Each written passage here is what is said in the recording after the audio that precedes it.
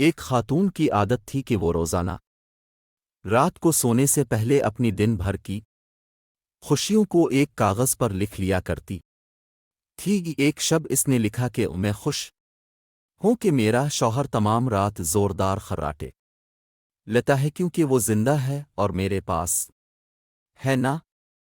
اللہ کا شکر ہے، میں خوش ہوں کہ میرا بیٹا صبح سویرے اس بات پر جھگڑا کرتا ہے کہ رات بھر مچھر کھٹمل سونے نہیں دیتے، یعنی وہ رات گھر پہ ہی گزارتا ہے، آوارہ گردی نہیں کرتا۔ اس پر بھی اللہ کا شکر ہے۔ میں خوش ہوں کہ ہر مہینہ بجلی، گیس، پانی، پیٹرول وغیرہ کا اچھا خاصا ٹیکس ادا کرنا پڑتا ہے، یعنی یہ سب چیزیں میرے پاس میرے استعمال میں ہیں نا۔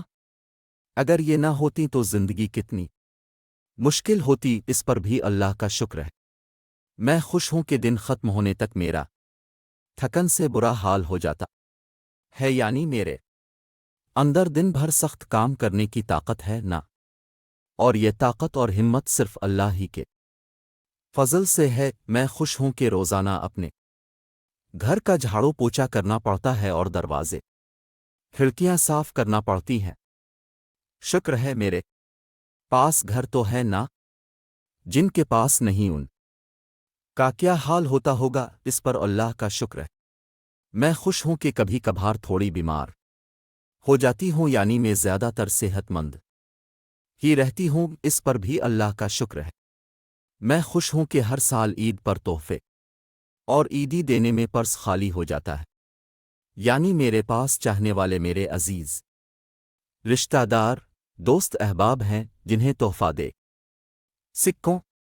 اگر یہ نہ ہوں تو زندگی کتنی بے رونق ہو۔